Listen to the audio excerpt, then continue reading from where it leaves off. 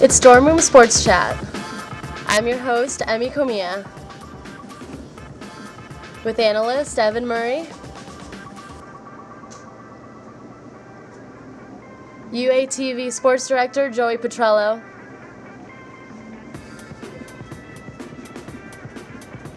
and analyst Salva Carmona. Dorm Room Sports Chat starts right now.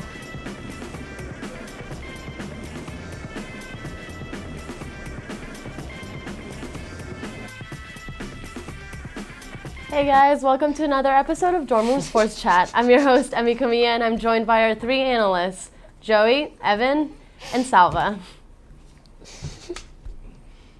Tonight, Arizona football loses a heartbreaker at home and our analysts will talk Major League Baseball awards, and we'll give you a Wildcat sports report, an NFL West Coast scores rundown, and we'll finish with predictions for next week's football game. And then we'll wrap it up with our 30 seconds. Last night, Arizona football tried to pull an upset over number 18 Oregon State, but the Cats put up a valiant fight that fell short in the end. The Beavers quarterback Sean Mannion found his tight end Connor Hamlet for the game-winning score with 1 minute and 9 seconds left in the game. Arizona lost the game 38-35, and their record dropped to 3-2. Evan, Oregon State racked up 613 total offensive yards last night. What's going wrong with this defense?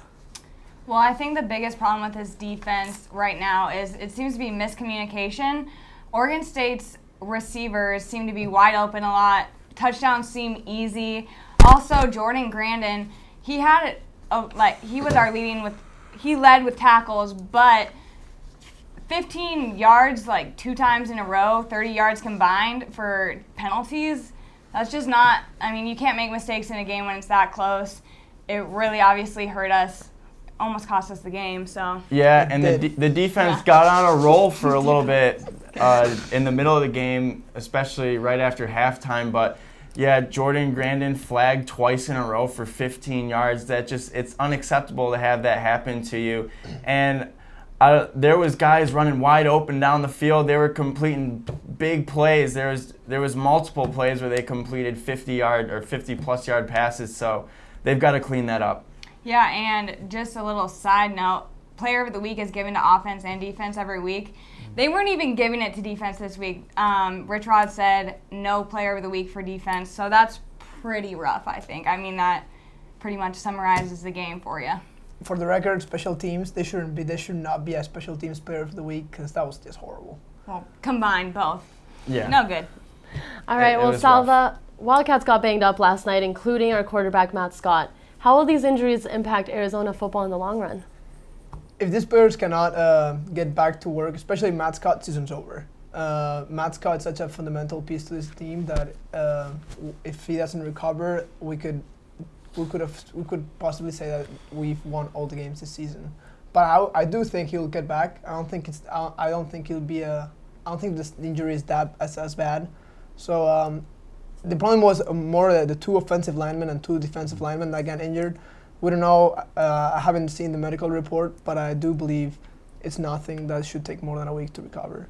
Well, yeah, Matt Scott's injury wasn't too fatal. They taped his ankle up, and he got in there within a play or two. So Matt Scott will be fine. He's got to work on sliding more after he's running and running out of bounds better, because he's not the kind of guy that can take so many hits in a game. And also, Kyle Quinn, as he mentioned, was a guy on the offensive line who was injured. He's the anchor to that offensive line. Also, Jared Tevis missed some playing time because he landed very awkwardly.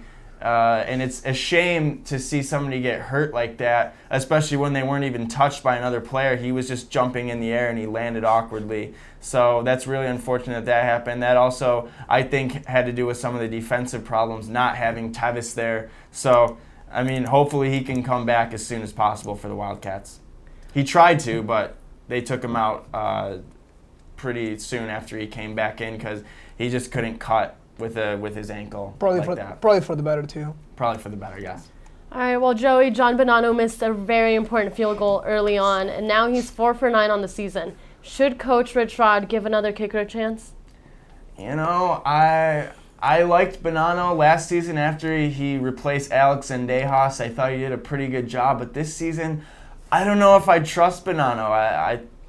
I mean, You don't know if you can trust him? I I think Arizona has nothing to lose by No trust. trying out another kicker. They I think agree with I think you. we should I think we should give somebody new a chance. They got Casey Scowron. He's the new That's your walk-on winner. guy. He's from Brophy High School in Phoenix, and he played soccer there. I watched him in one of Arizona's scrimmages, and he nailed a 46-yard field goal. So there's players on there that could contribute at kicker. Jaime Salazar. He's injured right now, but they also have Jake Smith, who's a junior.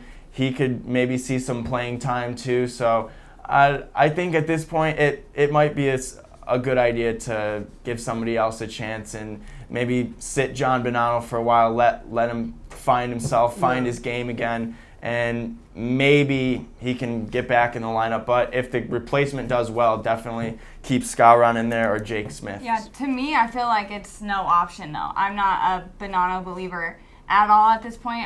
I guess I'm being harsh, but I don't see one reason why you shouldn't try somebody else. I agree. Because he's failed. He's 4 for 9. Just right. It's not. You're not working for us. So to me, go Yeah. on, try a new kicker, and Especially Bonanno's a senior, so like somebody has to take over the spot next season. So might Yeah, as that's- well. I think that's their thing, though. That's Yeah. why I think that Scowron would be an interesting guy to start because he's just a freshman. He's That's a walk-on right, yeah. freshman. You'll have a lot of time to find his game, a lot of time to improve, and if he gets in-game experience this season, it could really help him out and the overall Arizona football team out in the long run. Yeah. Just a minor correction, Casey's actually a sophomore. But to add on to that, there's a On the website, it says he's a freshman. he's a sophomore. RS That's okay. freshman. An But RS freshman, yeah. we lost by Oh. 3 last night. That's the field goal Bonanno missed. Right. Was it special teams? Was it defense? Was it Scott maybe? What do you think would have made the biggest difference last night? It was defense. I think it was experience. It was the defense, but I think some of the decisions that Matt Scott made, he was trying to force some balls That's right. in there, especially that last interception that pretty much sealed the game. That I don't think that he should have gone there. He was definitely trying to force the ball in there, and he got picked off. He got picked off another time earlier in the game. So I think it's just Matt Scott's just got to relax a little bit, work on his decision making. And I saw again yesterday that the ball slipped out of Scott's hand when he was throwing it, and it just went straight up in the air. I don't know if his hands are too sweaty or if he's just nervous or something, but I don't know. Things like that are just unacceptable. But I still have faith in Matt Scott. You were totally So do I. right. Totally right when you said that he's the anchor to this offense, Right. and just this season's pretty much done if he's hurt. So he's very important to this team, and I think he can do better as the season goes on. Yeah, I think lack of experience on his game definitely showed yesterday. I mean, even though he's been here for 4 years, it still didn't start for 4 years, and along with that, the whole team. And I think it's a really inexperienced team, really young team, except for Matt Scott, like I said. So I think as it goes on, it'll get better. Well, we have barely any depth at all. I think that's obviously a Yeah, huge problem. And how I looked at the game was defense-wise, Oregon State and us. It seemed like defenders were literally getting taken out from offense, on both ends actually. So I mean, people were just running and just taking them with them. Like Kadeem on one of his touchdowns took That was 3 awesome. defenders That was- from Oregon State with him. That It was- was oh, you're coming with me. I was okay. Besides Austin Hill's diving catch in Week 1 against Toledo, I think that was probably That my was favorite awesome. touchdown so far this Yeah. season. Just Kadeem just dragging people. Yeah. That was Yeah. awesome. All right, thanks, guys. When DRSC returns, we'll discuss who will bring home the hardware in Major League Baseball. Stick around. I'm Derek Williams, the former U of A Wildcat. You're watching UATV. Don't change the channel.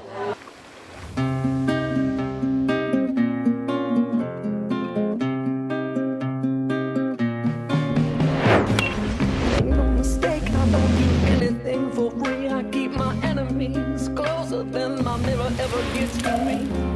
And if you think that there is shelter in this attitude, where do you feel the warmth of my gratitude? I get the feeling that it's 2 against 1. I'm already fighting me, so what's another one? Come game time, pressure falls on the shoulders of this season's Drum Major. For an entire week, there's golfing, food, drinks, and entertainment that doesn't stop when the sun goes down. If you are not yet registered to vote, here's what an Arizona voter registration form looks like. Bundle up, Wildcats, winter is almost here. Reporting from the UA Mall for Wildcats, I'm Shay Sorensen.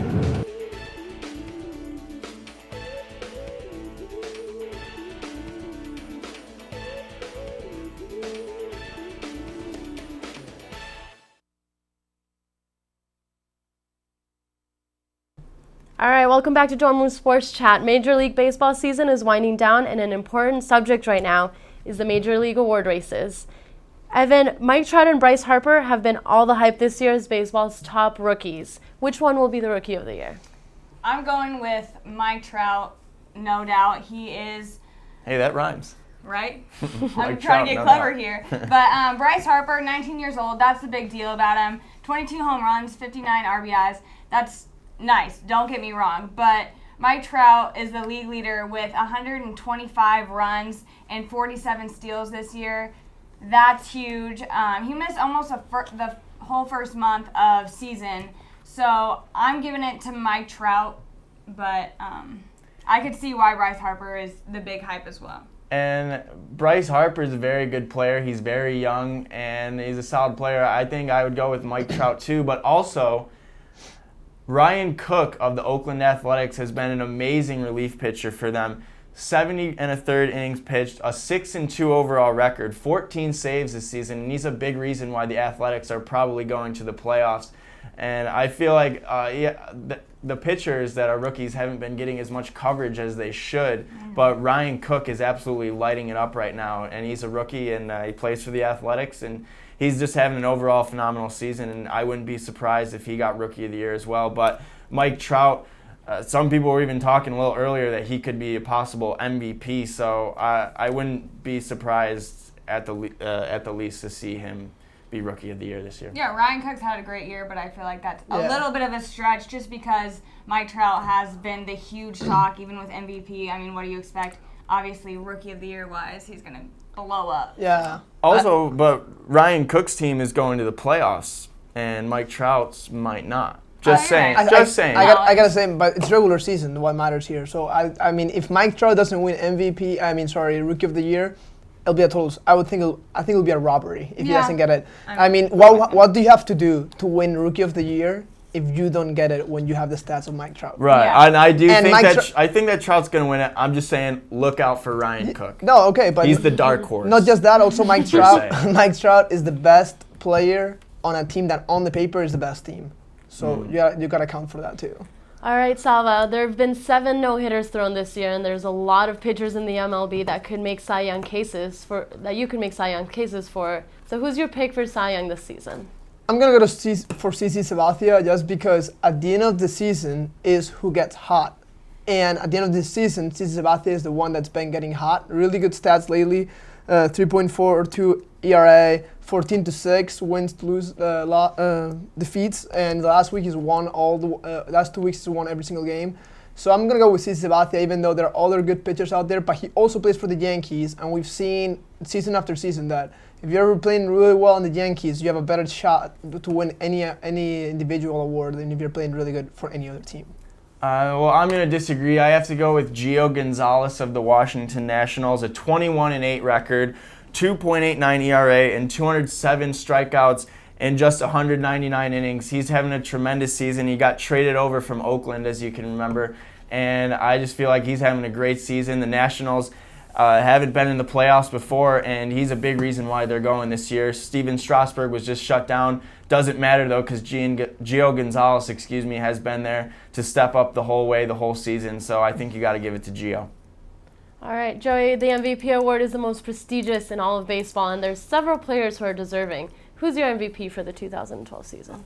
Well, I got to go with Miggy Cabrera of the Detroit Tigers because he's having just an unreal season.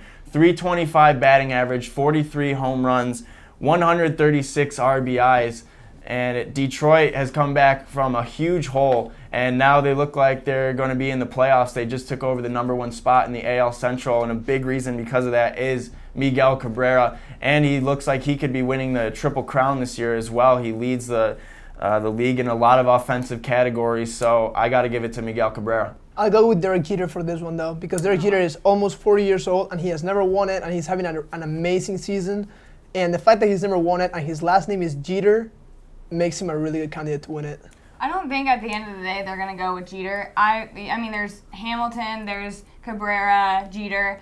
I'm going with Cabrera as well. I mean, you can't beat the fact that he's potentially going to win the Triple Crown. He also said, which I thought was funny, he said, I'll let you guys keep Hamilton in your eyes. I'll go to the hotel and get some breakfast and then try to win. So at the end of the day, he's done talking about this MVP Triple Crown. He just wants to win.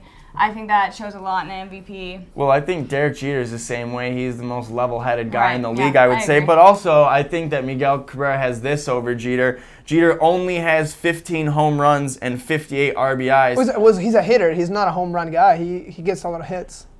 Well, He's yeah, Miguel Cabrera is hitting for average too, though. He's hitting 325, and he has 136 RBIs compared to Jeter's just 58. And also, Jeter is also overshadowed a little bit by the other power guys, Nick Swisher, and I just think that Miguel Cabrera is the MVP.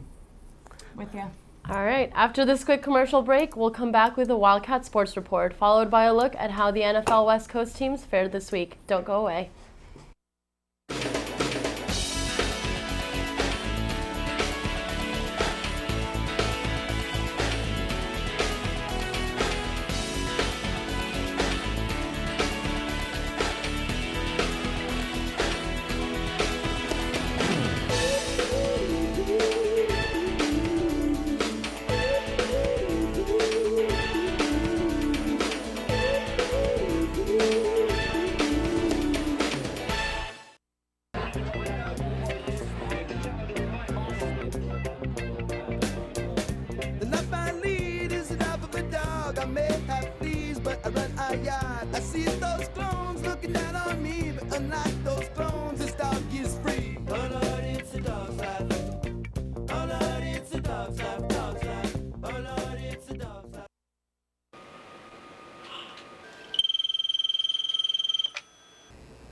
I'll be right there.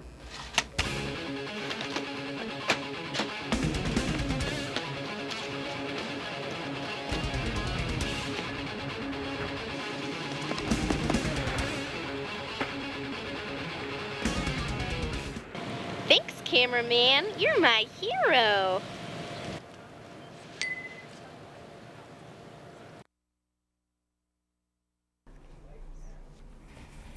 Arizona Wildcat hockey fell in both games against Arizona State on Friday. On Friday, the Sun Devils won 11-3, and on Saturday, 4-1 earlier today. The Arizona women's volleyball team fell 3-1 to Cal, and Arizona women's soccer tied with USC 1-1 at home. Now for the NFL West Coast rundown. The Arizona Cardinals improved to 4-0 after defeating the Miami Dolphins 24-21 in overtime. The San Francisco 49ers came to the Meadowlands and embarrassed the Jets 34-0. San Diego Chargers were on the road in Kansas City, taking down the Chiefs 37-20, and Oakland Raiders were beat down 37-6 by the Broncos. The Seattle Seahawks went into St. Louis to face the Rams and were defeated 19-13. Analysts, the NFL referees are back, and how do you think this will change the games? Okay, I'll go first. I'll say that it will. The refs the real refs will make a huge difference compared to the replacement refs, and not just because they're better refs. It's also because of what goes around the reffing stuff, like meaning the media and how everybody treats it, and even players on Twitter. We saw what happened Monday night, and especially on Twitter, and it got really bad. I think the NFL. Well, you don't think that the regular refs are better than the replacement refs? Yeah, I'm saying they are. I'm saying so by the real refs coming back, all that circus that goes around replacement refs will be gone. That being said, I do miss the old guys because it gives me stuff to talk about during the week with my friends. It's entertaining. It's super entertaining. So I really miss the guys. By the way, I want to say that Monday night on Monday Night Football, it was the worst call probably ever in the recent history of the NFL. I'd say so. Tuesday. I'd say so. It was ugly. Tuesday morning, NFL has a statement saying that, yeah, they did it wrong, but it was right, and we support our replacement refs. And Wednesday evening, the real refs are back. So why are you replacing the replacement refs with the real refs when everything was working all right? Because that's what the NFL said the night before. So I'm just going to go with bring the old guys back. I really miss them, and they did my radio shows for me, so I'm all for replacement refs. I didn't like the replacement refs because I just thought that they made football suffer, and I just thought that they ruined the whole integrity of the game. That call on Monday night, they call on Monday. I mean, it was entertaining the first couple of weeks, but it got old. You know? I don't want to have to see that week in and week out. And it's funny when players get all upset like that, but it really just makes the integrity of football suffer when you have guys making horrible calls like that. That's Clearly, right. Golden Tate pushed off and also didn't have complete possession of the football in the end zone. So that was just embarrassing. I'm glad to have the regular refs back, though. Yeah. And, I think what you're going to look for in these regular refs that are back, they're still going to miss calls. I wouldn't say to the extent of that. Yeah, they already have today. Yeah, Green Bay. I'm so sorry, Green Bay. I'm not. They're going to miss calls. But yeah, I like Green Bay. Also, what the regular refs bring to the game is better flow. These replacement refs had trouble figuring out, was the penalty on this guy? Was it on that guy? Is the ball spotted here? It took them like 20 minutes to spot a ball one time. Yeah. It's just, it's embarrassing. And also there was a replacement ref who got fired before a game because on his Facebook page, he's wearing a Saints jersey in his profile picture, and he's got all this Saints stuff, and he was gonna ref the Saints versus Panthers game. You can't do that. You can't have that. I don't know if you guys know, but one of the replacement refs that had that awful call on Monday Night Football was fired by the Lingerie Bowl because that's what he used to ref. So that tells you. He used to ref the Lingerie Football League. Football, yeah. Oh yeah, the LFA on MTV. So I mean. That's what we were working with over there. Yeah, that's right. So I'm pretty sure the Lingerie Football League rules are a lot different than the National Football League. I still think it's really competitive. See you later, replacement I still think that Lingerie Bowl was really competitive, and we should all watch it and encourage all of you to watch it. He's repping the Lingerie That's right. Bowl over here. That being said, another really interesting thing about the replacement refs is that what I've been finding is all these players were tweeting what their actual jobs were, and they were being like, "Oh yeah, the 8th grade history teacher ref just had that awful call." So I thought it was it was really bad. But in my opinion, the worst thing was not even the Monday Night Football stuff, but what happened the day before with the Patriots. Seeing Bill Belichick grabbing one of the refs. That was kind of bogus that he got fined $50,000. Well, I mean, you can't get on his face like that. You talk about the replacement refs ruining the He was integrity of the chasing game after him, just time, grabbed for his arm, and the guy slipped away. I didn't think it was really that big of a deal. He didn't hurt the guy. He didn't hurt the guy. Okay, he didn't grab him that hard. He slipped as soon as he touched his arm. $50,000? Come on. Integrity. Where is yours? $50,000? Come on. Well, I mean, to add on to that, you had players like Drew Brees hating on them, hating on the league, as well as Aaron Rodgers. Yeah, Clay Do you Matthews. think anyone hates Roger Goodell more than Drew Brees? Well, that's right. Clay Matthews Maybe gave James out his Harrison. number. James Harrison gave out his office number. That was classic. Jonathan Vilma. Jonathan Vilma too. James Harrison Lang. and Drew. Yeah. He got like 90,000 Retweets. followers after he just cursed out the NFL on Twitter. That was crazy. Yeah. Of course, I was all for it. I was going crazy on Twitter, but You gotta love freedom of speech in the First Amendment. And fines.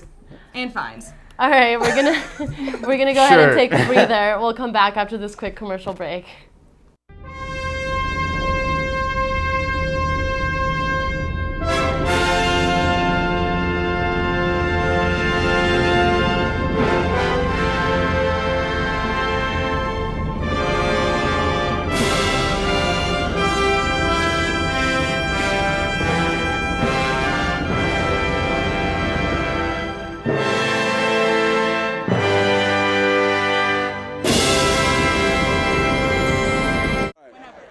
Hi, it's David Hasselhoff, the Hoff. Get Hoff with UATV. Stay tuned. Don't change the dial.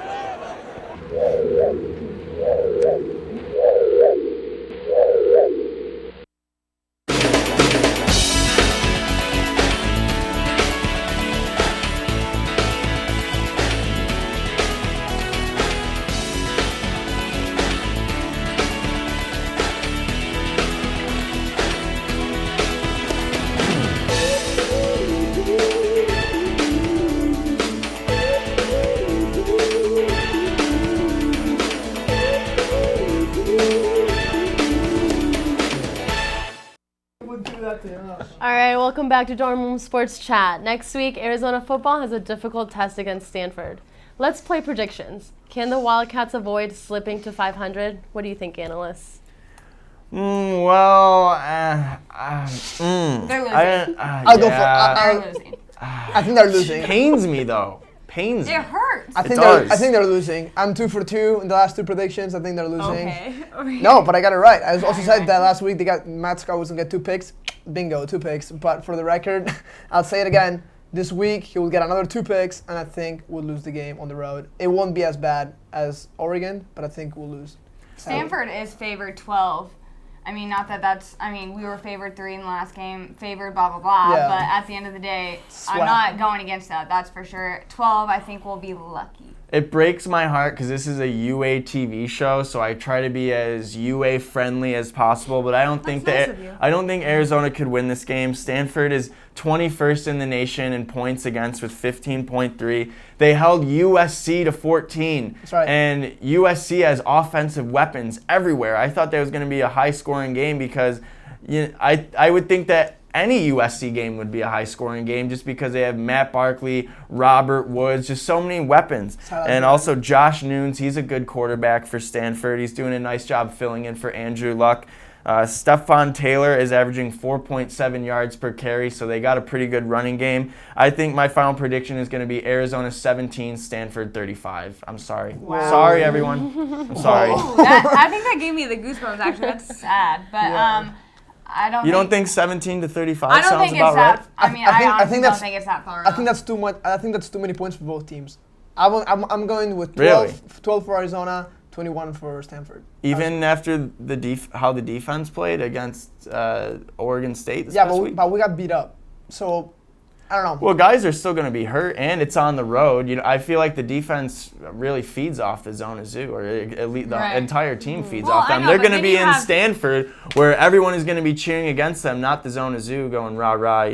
But we bear were down. at Oregon first half, and until they got tired, they showed up there with a bunch of heart. Hopefully they can show up and do the same thing as they did in Oregon, except obviously the whole game. It depends really on how the offense plays in the end for Arizona, but Stanford's defense is one of the better ones in the nation, so that's what just makes me think that the score is going to be 35-17 Stanford. I think for us to win, we need to have more possession of the ball than they do, and I don't think we'll have it this game. Mm-hmm. That's why. Okay, to add on to that, well, Rich Rod is kind of taking some heat right now, and West Virginia had some really great weekends, and they're ranked as well. Do you guys think he's maybe stressed out a little bit? Is he in trouble at all, or is it too early? I definitely think he's stressed out. I mean, he's got to be stressed out, but he was hired kind of late, so he hasn't had any chance to recruit anyone special yet. You got to give Rich Rod a couple years to make a really great recruit. He hasn't had an opportunity to have a full year to do his thing with recruiting. So I agree with that, but in a sense, you started off great, and you want to continue that, obviously. I think that the stress is there, but I don't think it has anything to do with, because Mike Stoops left him with the team he has. It's not like he has nothing to do with that. So, right. But I think the stress is there. Obviously, their games coming up are extremely tough, and so what are you supposed to do? Go on a huge losing streak? That's stressful. But think if Mike Stoops was the coach right now, we'll be hitting on him so bad. If Mike Stoops was a coach right now, I don't even think that they would be 3-2 right now. They'd be 1-4. 100% with you on that. I don't disagree with that. Because Rich Rod, he just brings that I can do this kind of attitude to the team, and I think it'd be completely ridiculous to think that Rich Rod is on any sort of hot seat right now. You can't have the expectations for him this season to be that high to 5 games in. You're gonna start saying, maybe we should get rid of him now. I don't think that's the case yet. I think 5 wins will be.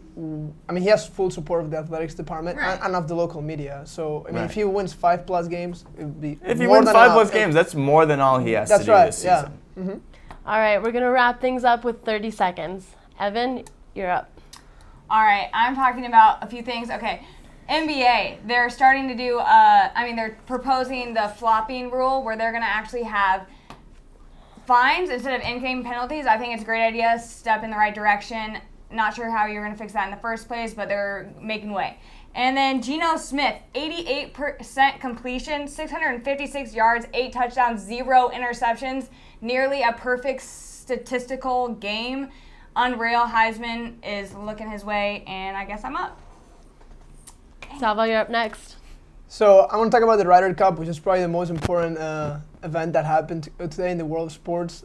Shout out to my European fellas that won today in Illinois, 14.5 to 13.5, especially coming in the game today like we were yesterday. We came in going 10-6, so it was pretty much done. The United States was going to win the Ryder Cup and bring it back to the States. But it wasn't like that. Europe held out, and the United States couldn't, Tiger Woods couldn't do anything at the end. And shout out to the captain, which is my homie from Spain, Jose Maria Olazábal, and it was great. Joey, you got the last 30 seconds. Can you believe the Arizona Cardinals this season? 4-0. Who would have thunk it? Mabel, not me.